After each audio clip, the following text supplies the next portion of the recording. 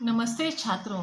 Feature लेखन के दूसरे भाग में हमने देखा था फीचर के कौन से प्रकार हैं, फीचर लेखन करते समय कौन सी सावधानियां बरतनी चाहिए। तो अब हम फीचर लेखन की प्रक्रिया कौन सी है यह देखेंगे। फीचर लेखन पर स्नेहा बोल रही है। स्नेहा ने पूरी कक्षा पर नज़र डाली। तभी एक विद्यार्थी ने अपने हाथ ऊपर उठाया। स्नेहा ने उससे प्रश्न पूछने के लिए कहा, मैडम, क्या आप फीचर लेखन की प्रक्रिया पर प्रकाश डालेगी?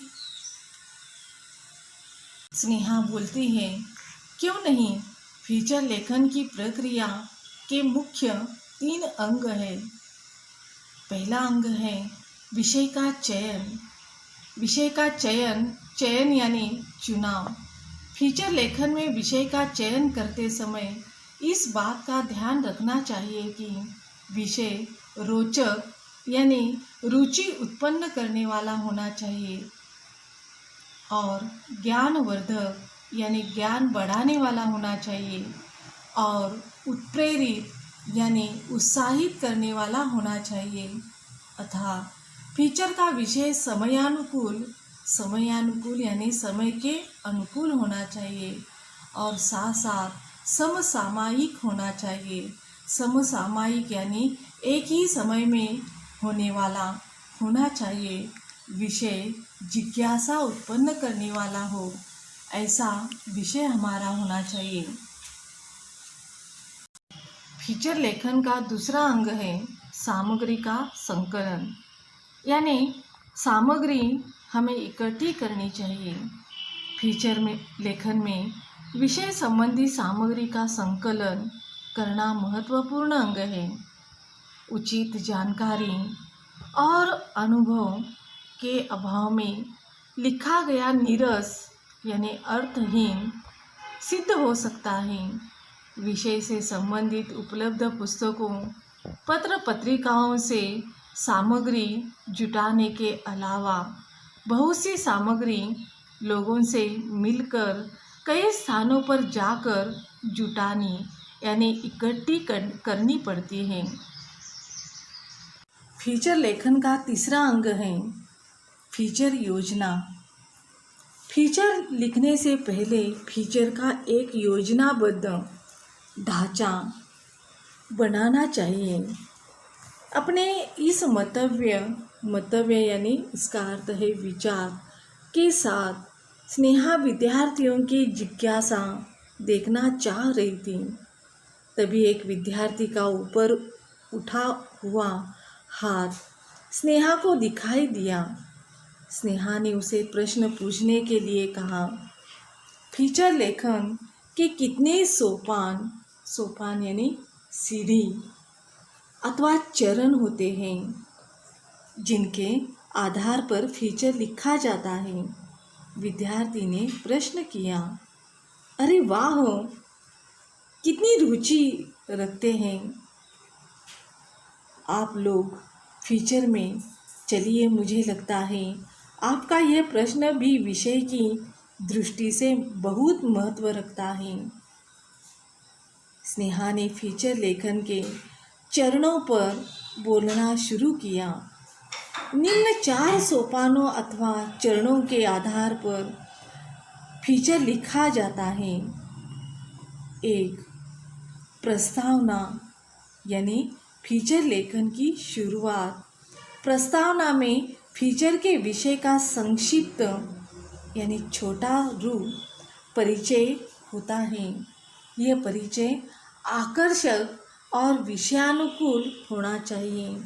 इसे पाठकों के मन में फीचर पढ़ने की जिज्ञासा जागृत होती है और पाठक यानी पढ़ने वाला अंत तक फीचर से जुड़ा रहता है।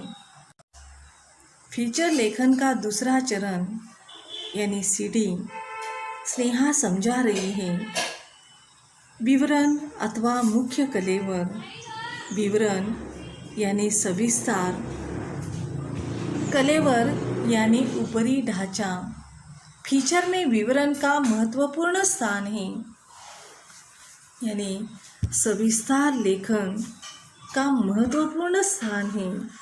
फीचर में लेखक स्वयं के अनुभव, लोगों से प्राप्त जानकारी और विषय की क्रमबद्धता, रोचकता यानी रुचि निर्माण करने वाला, रोचकता के साथ साथ संतुलित तथा आकर्षक शब्दों में पिरोकर, यानी जैसे हम माला बनाते हैं उस तरह से एक सूत्र में, यानी उसका अर्थ है एक सूत्र में पिरोकर उसे पाठकों के सम्मुख रखता है, जिसे फीचर पढ़ने वाले को ज्ञान और अनुभव से संपन्न कर दे। लेखन का तीसरा चरण उपसंहार। उपसंहार का अर्थ होता है सार। यह अनुच्छेद का अर्थ है पैराग्राफ। संपूर्ण फीचर का सार अथवा निचोड़ होता है। इसमें फीचर लेखक फीचर का निष्कर्ष भी प्रस्तुत कर सकता है अथवा कुछ अनुत्तरित, यानी जिसका उत्तर न हो ऐसा प्रश्न पाठकों के ऊपर भी छोड़ सकता है। उपसंहार ऐसा होना चाहिए जिससे विषय से संबंधित पाठक को ज्ञान भी मिल जाए और उसकी जिज्ञासा भी बनी रहे।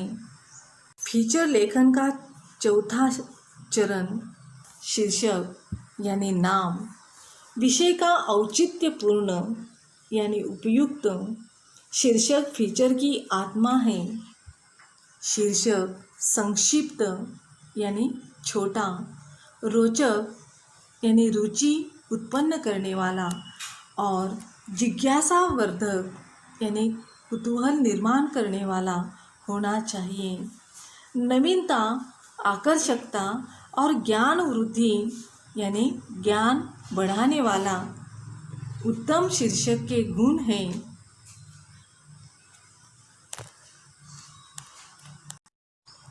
स्नेहा बोलती है, आपने फीचर पर मेरा व्याख्यान ध्यानपूर्वक सुना। मुझे लगता है आपकी शंकाओं का समाधान हो गया होगा, इसलिए मैं आप सभी को हृदय से धन्यवाद देती हूँ। कहकर स्नेहा कुर्सी में बैठ गई। हॉल विद्यार्थियों की तालियों से गूंज उठा। मैडम, कहाँ खो गई है आप? एक पत्रकार ने स्नेहा की ओर गुलदस्ता बढ़ाते हुए कहा। जी। स्नेहा चौंक उठी। देखा तो सामने एक जाना माना पत्रकार था। उसका भी फीचर लेखन क्षेत्र में एक नाम था। अरे, आप भी तो एक विख्यात फीचर लेखक हैं। स्नेहा ने गुलदस्ता स्वीकारते हुए कहा। मेरे विख्यात यानी प्रसिद्ध फीचर लेखक होने में आपका बहुत बड़ा योगदान है। पत्रकार ने कहा। मेरा योगदान? वह कैसे? स्नेहा ने कुतूहल से पूछा। मैडम, आपने 10 वर्ष पूर्व यानी पहले फीचर लेखन पर जो व्याख्यान दिया था, उसमें 2 महत्वपूर्ण प्रश्न पूछने वाला विद्यार्थी मैं ही था। उस पत्रकार की आंखों में कृतज्ञता का भाव था। स्नेहा अवाक यानी आश्चर्यचकित हो गई। अवाक सी खड़ी थी और हॉल में तालियों की गूंज बढ़ती जा रही थी। अच्छे फीचर लेखन की विशेषताएं। पहली विशेषता मनोरंजकता, दूसरी ज्ञानवर्धकता, तीसरी मानवीय रुचि पर आधारित, चौथी कल्पनाशीलता, पांचवी भावात्मकता, छठी तर्कसंगतता, सातवीं गतिशीलता, आठवीं रोचकता, नौवीं चित्रात्मकता भाषा शैली। फीचर लेखन किस तरह से किया जाता है, इस पर लेखक ने एक उदाहरण हमें दिया है। प्लेयर के अवार्ड ने बना दिया चैंपियन। नागपुर, महाराष्ट्र, कि महिमा पांडे ने हाल ही में टेनिस में सोनाली बत्रासबा को 3-0 से हराकर जूनियर चैंपियनशिप पर कब्जा बना लिया। इसके साथ ही वह जूनियर चैंपियनशिप जीतने वाली पहली टेनिस महिला खिलाड़ी बन गई है। उनका कहना था कि असफलता सफलता की पहली सीढ़ी है, अतः उदास न होकर जी जान से कोशिश करने से सफलता प्राप्त होती है। वे बताती हैं, इससे पहले अंतर्राज्यीय चैंपियनशिप में मिली पराजय ने मुझे पागल प्लेयर का अवार्ड मिला।